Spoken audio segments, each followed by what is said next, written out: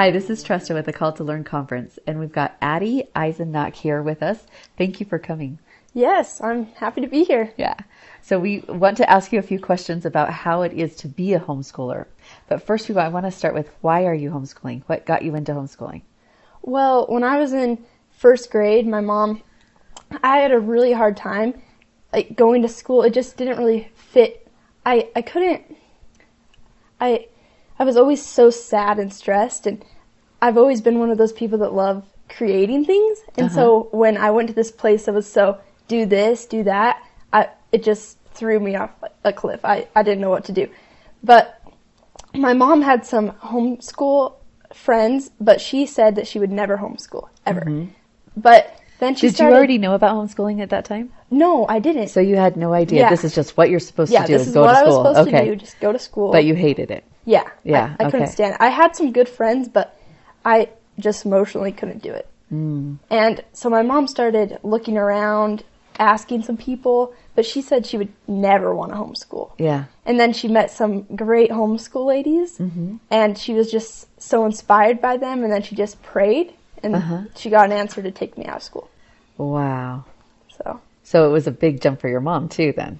Yes, it was. I think a bigger jump for her than me. Yeah. Okay, I was excited. So what did you do on your first day? I don't even remember. I think I just sat around and made cookies or something. I don't know. I was just so happy to be with my family. I found more joy there. You found more joy with your family than you did your home. Yeah. And how old were you at this time? I was about 7, almost 7, okay. I think. Wow.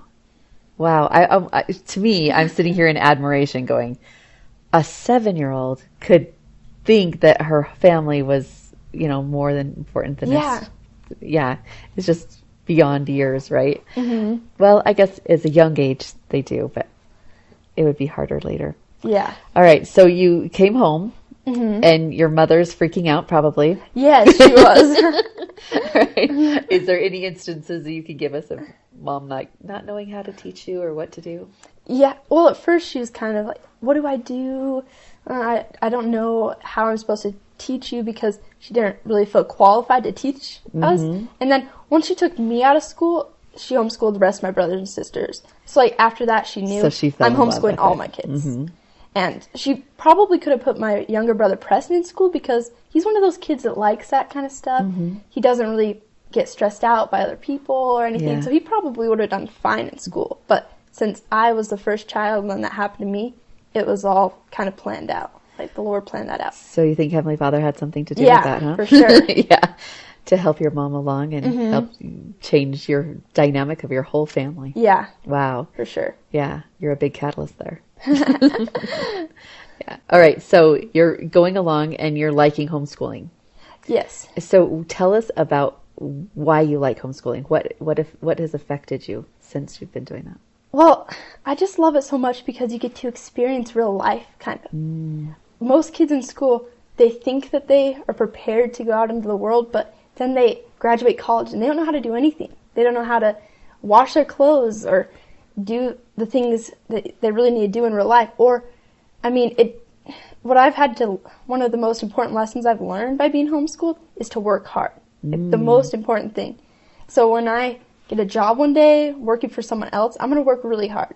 And I'm not going to try to act too sassy or anything, because I've learned that I honor my father and mother and I work hard.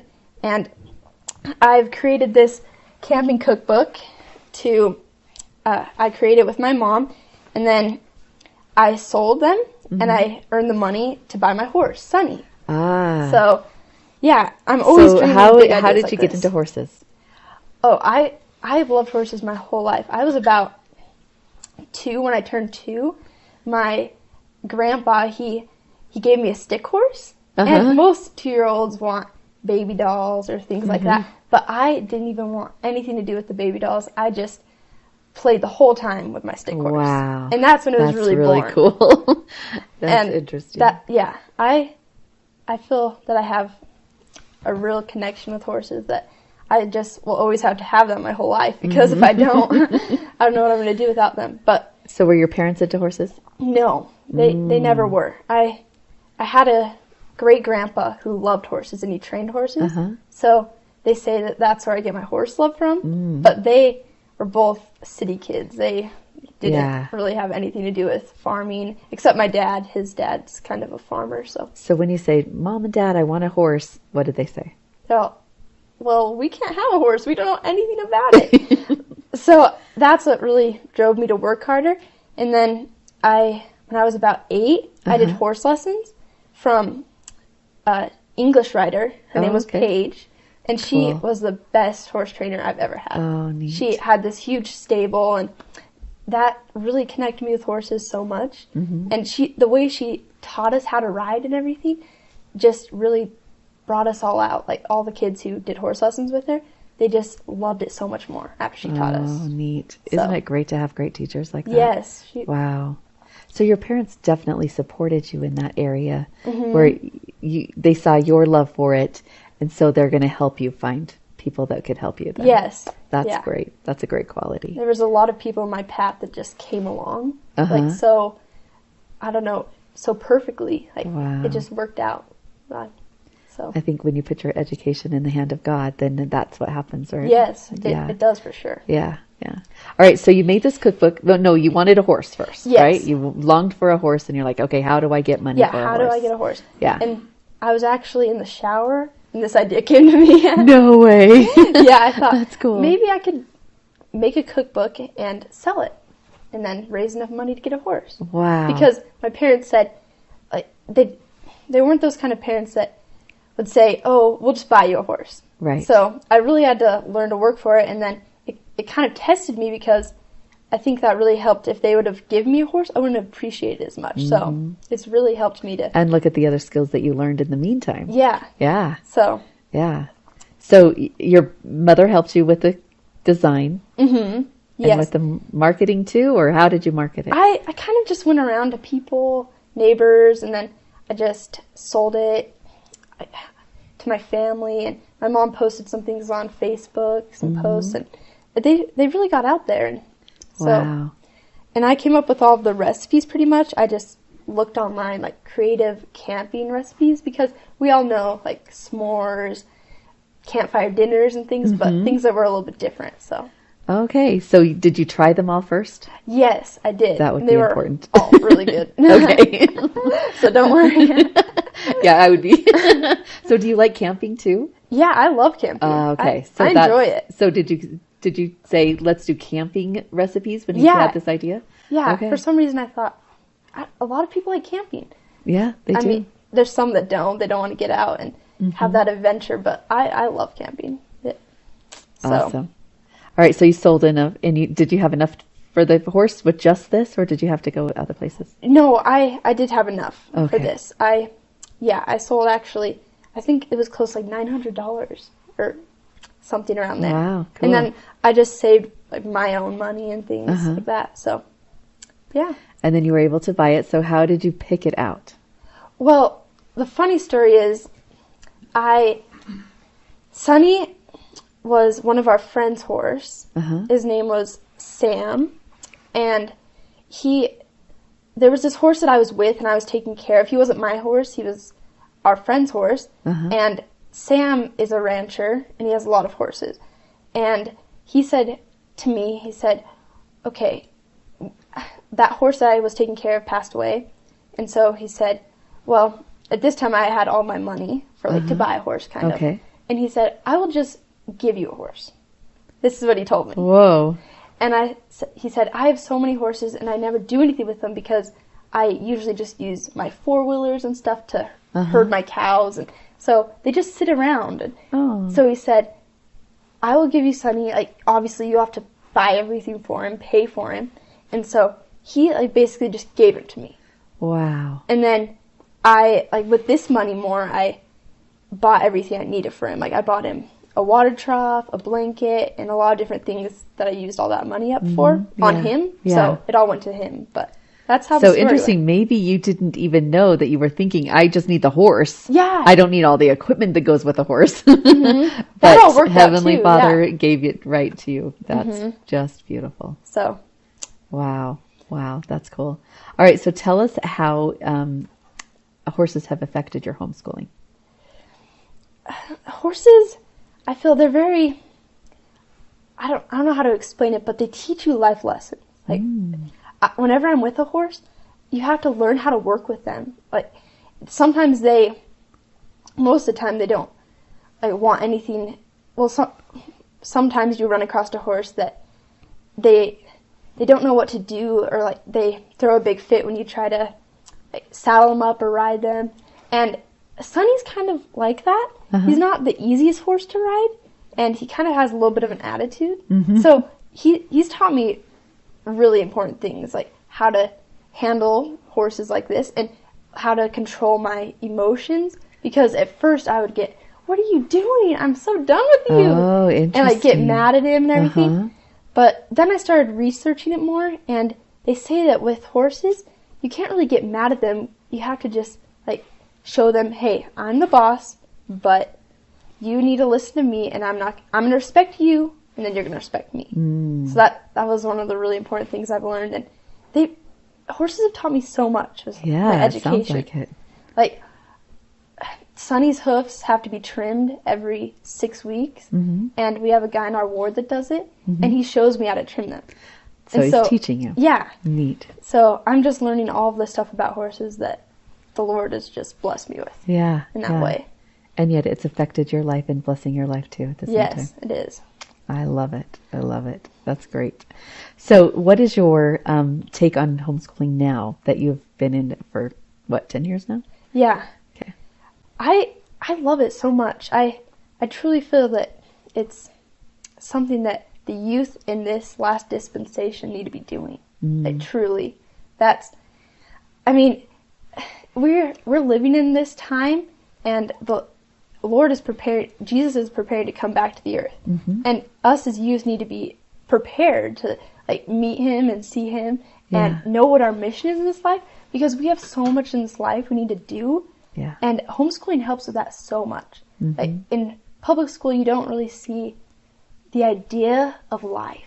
Like, they kind of are just showing you this path that you do this and you're going to make money from it. But the Lord says money is not the most important thing. Like, serving others is. So most of the time I hear kids say, well, I just want a job that pays good money. And I think, well, have you ever thought about serving others, like, throughout your education? Or so homeschooling has really helped me see that that's way important, and to just honor God even in the things we learn, because he created this world. He gave us all these things, all of this education. Like, everything that we know is, like, from him. So we need to teach people about that through him, and that's what homeschooling does. Awesome. For sure. So do you only have homeschooling friends now? No, I have a few public school friends. And how do you relate with them? It's kind of hard sometimes. I find that I sometimes connect more with my homeschooling friends because they see the importance of what we do and they get it. But it's hard telling it to public school kids. They ask me, do you ever wish you could come to school, real school? And I say, no way, no. I really say to them, I don't want to go. And they don't understand that. But then I tell them what we do for school, like, that we learn what the Lord wants us to learn and all these things. And they're kind of like, whoa, wow, this is so cool. But they're so into their social life, like friends and things, that they say, how do you do that? Like, do you have any friends? I don't think they really get that. But I've really tried to be more open about it lately. Like, I used to be really kind of scared to talk about it because I felt different. But now whenever they ask me something about it, I just go out and I just tell them all this cool things about homeschooling. They're just so in awe that they usually don't even say anything back. They're like, whoa, that's amazing. Awesome. So you're sharing your testimony of homeschooling with them. Yes. Yeah, and it maybe spark something in them, or they'll at least remember it. I think most of the youth in our day are probably going to homeschool their kids when they're older. No, because yeah, the public school system is just getting more and more out of hand. Like, their teachings about that go against God's principles, and so or doesn't teach God at all. Yeah, they don't teach God at all. So I don't know how Mormon families could feel comfortable really sending their kids there if it just keeps pushing farther and farther Yeah. away from God and his laws and things. Mm-hmm. So whenever girls ask me my age, I really try to show them that this is a good thing. Yeah. And they probably will homeschool their kids when they're older. They probably will. So Yeah. Yeah. And if not, Yeah. they'll remember what you said and said, hey, I remember a homeschooler. yeah, Yeah. she wasn't weird. Usually they think we're weird. Oh, yeah, they do. Yeah. I try to show them, hey, we know what Instagram is, okay? We just don't care about it. Yeah. That's funny. That's great. So tell us about what your future is. What What my do you future is? What do you feel like where you're headed? What do you know what your future is going to be? Well, a lot of kids, you know how they feel that they have to go to college, right? Uh-huh. And I've thought about it. If I did go to college, I'd probably want to study like equestrian care or like be a veterinarian, like horses. Yeah. But as I've thought about it, the most important thing is being a mom in your house, teaching your children. And so I thought, okay, I just need to honor God in my life. So whatever he wants me to do, I'm just going to trust that. Mm-hmm. And so as I get older, I might go on a mission. Don't know yet, but if I do, I think that would be awesome. And then once I get back, I may meet my husband, get married in the temple. And what I feel really strongly is with my mission, this is kind of weird, but I really want to have a ranch, a big ranch with animals, like horses, obviously, because I love horses, and like cattle, chickens, goats. How about a bear? Maybe not a bear. Okay. I don't think that would be It'd be very harder good. to handle. It would be hard to feed. That's true. That's true. So I thought I would love to honor God by owning my own ranch. I don't know how I'm going to get the money for it yet, but I mean, I got the money for my horse by doing this. Right, so right. I know It'll that, come. Yeah. And I always have loved gardening my whole life. Gardening, sewing, those kind of things too. And so I thought, I want to have a huge garden one day. Huge. I just feel that that's really important. I don't know. This just kind of came upon my mind one day that I need to grow a lot of food and get can and things and just have a lot of food stocked up. And I thought, maybe this is like Joseph in Egypt. I don't know. Oh. Like when he prepared all that food for that famine. I don't know why I feel so strongly that I need to do that too. Yeah. But I feel that my mission is really to inspire others. And I know that a lot of people nowadays get so depressed because they don't really know what their purpose is in life. And so I also thought, well, maybe I could make my ranch a place where they could come and feel the spirit and show them that this is happiness, because when you're out in the country, you connect with God so well. It's a real thing. He's there. Yeah. He is there. And so I thought I can make these people feel happy with their lives and trust God. And so I'm just trusting the Lord, but that's really what I'm feeling I need to do. That sounds great. And I love how you, throughout the whole time, was like, no, I'm going to fulfill what God wants me to fulfill. Yeah. And do what God wants me to do. And to honor him. Yeah. I like that a lot. Well, is there any tips that you would offer the youth in homeschooling right now? I would say just be really prayerful about what you're supposed to do and study what you think that the Lord wants you to do. If the Lord wants you to be a doctor or something and maybe you're really into that kind of stuff as a homeschooler, you can do that. Start studying for that.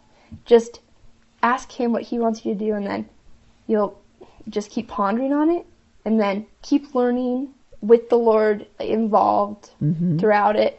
And I don't know if this is just me, but a lot of homeschoolers still try to stick with grades, caught up with reading and things and their different grades. But levels. Yeah. Okay. Levels. Not like the A, B, C grade. Yeah. Okay. I'm like, I don't know very many people that do that. Yeah. Okay. But yes. There are you're a lot right. of homeschool kids that have to make sure that they're caught up with their grade level. Yeah. And I think, that are at level. Yeah.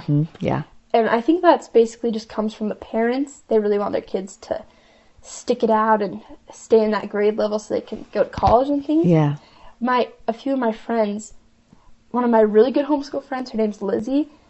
All of her brothers and sisters have gone to BYU, and they just study really hard, but they don't really use grade like grades, or I'm caught up with my grade here. They just study, and their mom like teaches them, and kind of she helps them stay up to level and things on a few things. So when they take the ACT test, they can get in.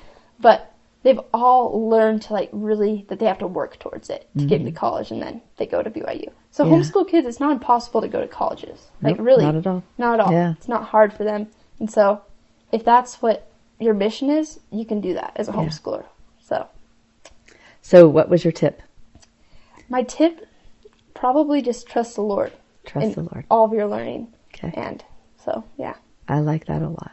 I like that. So since your parents were not into horses at all, how have you done it? How have you even learned anything about horses? Like, what has your research been? I just desired so much to know it that I went out, I found mentors that knew a lot about horses, and they've taught me so much. So and just then, asking around has been your asking research? around. Okay. And then books. Books are way, I think I've read Libraries, like your best 100 friend. horse books. Yeah. Wow. So you can find great books online and things about anything nowadays. We have, or YouTube. I watch horse training videos and things on there. And then I just kind of watch how people train their horses, and I try to kind of mimic that. And so I watch how riders ride, and then I think, oh, maybe I should try it this way. And so I'm just always seeking that knowledge kind of for myself. Like, I'm going out to find it. And then it really sticks more if you really go out and find the people you want to teach you these things. Yeah. If you want to be great at math, go out and find people that are good at math. Ask them questions. Look online. Read books. And then you just keep getting, like, growing more and more. Yeah. Yeah. So just asking questions to the right people, right times. Yeah. Well, great. Well, thank you. Now, you had some things that you were making for the horses. What is it that is it a project you're working on? This is my new business idea. This is a polo wrap, and it's a horse leg wrap. So if you ever see like barrel racers or anything ride, you always notice that they have these wraps around their horse's legs. Yeah. And basically it's to protect them when they're running around and like there's rocks and maybe like glass in the dirt or anything that may come up and like cut your horse's leg. Or sometimes they cut it on the fence when they're riding or like around a barrel. So this is just kind of a protection thing. Okay. And also kind of a support like for your leg. If you put an ankle brace on, then you're going to feel that support when you're running around if your leg's kind of sore. So I make these polo wraps, and I just thought of the idea one day, I could make these polo wraps for like my own business. And so I went to Joann's craft store and I bought this fleece and this fabric, and then I just made it. Wow. Like, it just came to me So in my mind. did you not know how to sew before? No, I've always sewed, but I had to look. I watched this one video on how to make polo wraps, and then I just kind of did everything else on my own after that. All right. Because I just found out, okay, I need 3 yards of fleece, and then I cut it 4 inches for the polo wrap, and I just kind of did it. And then what makes these polo wraps different is I put this fabric around them, and there's not any polo wraps that have this. So like if you go to a horse store, you're just going to see this fleece with the Velcro on it. Oh, okay. But I put this fabric trim on it, so it makes it like different. Cool. And so I'm hoping to launch my business in like about 10 days. And really soon? Yeah. Okay. I've been working on my website. Oh, so another skill that you're learning. Yes. Cool. And my Etsy shop, that's where people are going to go to buy them. Okay. And the name of the business is going to be called Red Rock Polos. Red Rock Polos. Since we live in southern Utah, with it's the like Red Rock Rock Polos. So I think horse people are really going to enjoy it. And I don't know, God really blessed me with this idea. Like, it just kind of came to me, like I said, with my candy cookbook. He always does that. It's amazing. This is how you need your next load of money, and this is how you need your next load of money. Yeah, yeah, exactly. I like that. Yeah. So wonderful. Yeah, that's what that is. Okay. So what are you saving for this time? Why are you building a business? Well, if you're in the horse world, you kind of always need to keep going with the money because you kind of have to support your horses and things. But I think with this business, I'm going to like save some of my money, like put it in a savings account for like when I'm older. like I said, with my ranch and things like that. Or if I'm going to have to help someone. And just to save that money is always a good thing. Yeah. And to use it wisely. I'm not going to go off and just spend it, because I'm going to have to put more of it back into my business to buy more supplies. And so I'm just going to see where it goes. And Great. yeah. So do you think that you would be where you are right now without homeschooling? No. Do you think that you would have been able to do horses still? I think I would have been able to do them a little bit, but not as much, because I probably would have been pretty stressed with all my schoolwork, and I wouldn't be able to spend so much time with them. And I know a few girls that go to public school that love horses, but most of the time they're so busy that they never really get to experience really knowing your horses. And how many people at your age start new businesses? I haven't met one yet. I was like, really? And you're just doing it to support your horse and just say, make a savings account. And look at how many things, could you list just some of them? So how many things have you learned because of your love for horses? Oh, so many things. Like how to, like I said, I don't know why this is kind of weird, but ever since I've been into horses, I've kind of learned to talk to people well. Oh, really? Like grown-ups and stuff. Oh, like, interesting. If I talk to my mentors that are good with horses, I had to learn how to talk to them well. Yeah. And I think that's a skill that the youth don't really have nowadays. That's true. That's true. I really appreciate that with horses, like my speaking skills, talking to grown-ups, because that can be kind of scary for some kids. But I talk to them about hay, I talk to them about trimming shoes, I talk to them about lunging them in the round pen, the property, how much I owe them. I'm always talking about stuff like that. So that's really helped me. And wow. Okay, well that was when I pulled out, so thank you. Yeah. So communication. You've learned website skills. Yes. How kind of design skills. Design, like my cookbook. Selling. Like photography. Photography. Oh yeah, I've been taking pictures of my pull wraps, so. Oh, there you go. More photography. Yes. Well, how to sew. How to sew. Yeah. So I bet if I just pondered on it for a whole day, I could list tons. But I'm sure you could. I'm sure you could. Yeah. I've been impressed just with what we're talking about, like how many skills that you've learned in just that one project. Yeah. It's crazy. Yeah. Amazing. Yeah. Well, thank you, Addy, for coming you. and being, well, just participating and for teaching us and for sharing with us your knowledge. Thank you. You're welcome.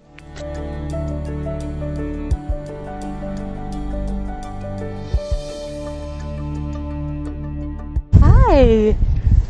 So tell us about your little horse. Well, a big horse. Sorry. Oh, you want to hut me, huh? And he loves, well, he doesn't love that much, but he likes being the boss. Oh, are you the boss? Yeah. Like, no, come on. And when I was walking him around, he was like, oh, I don't want to do this. I'm slipping in the mud and stuff, but he puts up with me. So that's great. How old is he? He is about 15. You want to say something? You want to say something? To say? This is a microphone. Yeah, say hi. Hi? Yeah. He just is looking around for treats, huh? Yeah.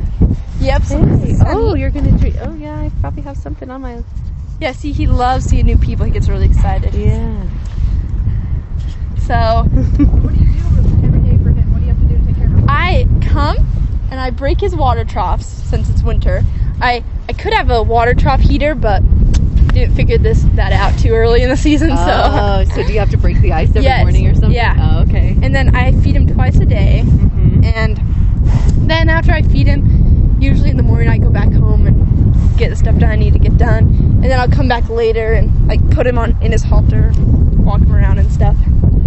And yeah, and then sometimes we'll ride him. But lately it's been so muddy, too muddy to ride, and he'll slip around too much. So. Well, I noticed that he's pretty muddy. Does he like to roll in the mud? Yeah. Actually, before you guys came here, he was over there laying in the mud. Oh, you're laying in the mud. And I said, get up, Sonny. And he's all, no. It's the sun. And then he came over to me, so. And then do you have to do something at night, too, as a routine? No. No. See, that's what I talked about with his attitude. Yeah. Yeah, so then at night, feed him and get him his water filled up and stuff. And then like every 6 months or so, we deworm him. So like give him his worm Deworming. shot. Oh, worm shot. Okay, because I don't know. It's like a paste, or sometimes we buy him like little grain that has it in it and stuff. So yeah, we need to do that for you now, huh? Yeah. So yeah. So basically, exercise and feeding him. Yeah. That's what your daily basis thing is. Yeah. And he just likes hanging out. He's kind of one of those horses that just would rather just chill than actually do anything. But So do you have anything that you're doing with him, like showing him or 4-H with him or anything like that? no, I think this summer it'd be fun for him to do like a barrel race or something. Oh, yeah. If we can get him like trained well enough. He's been in a trailer before and taken places, but he hasn't really been around a lot of other girls that's what riding you and can stuff. say. So well, we're gonna have to get him used to that if we want to do that. But yeah, there's actually some barrels over there, and I was thinking about putting them up and once it starts getting warmer and start working him with it. Yeah. Have you ever barrel raced before? Yeah, I have. I Okay. have. We're ridden a few horses that could barrel race. Yeah. Oh, okay. And then before Sunny, this horse Sprocket, I used to kind of barrel race on him. Okay. And so he was a older horse, older than Sunny. He was really well trained. He was like a kid's horse. Sunny is not a kid's horse. He's more of a intermediate rider's horse, but He's got such long fur. Is that just during the winter? yeah, just during the winter. You can like see he's really furry, Yeah, he's really furry. which is good. Some horses don't grow out a long coat like that in the winter, so they have to blanket him all the time. So he's healthy. Yeah. Yeah. Aren't you? And then in the summer he gets all slick and he's actually shedding. See? Must be getting springtime. Yep. So All yeah, right. And thanks for being our star today. look at him just rest on my shoulder. See, this is. That's very sweet. He wants to chew my shirt. See that? Yep, here it is. Yummy. Okay. I was thinking one of the things as I was watching you bring him over here was one of the things I learned when I was probably your age or a little younger, and that had to do with how he didn't want to go one way. Yeah. So you changed your mind. You kind of changed it on him, Yes, I did. and when you changed it on him, he went ahead and did it. Yes. And so that's just one of those little. I'm sure you could figure out if you thought about it a minute. We could think about what sometimes we get stuck in a way, and we need to change direction. Yes. And who does that to us usually? Lord. The Lord. He usually is the one who changes our direction on us, and then we go and We do it.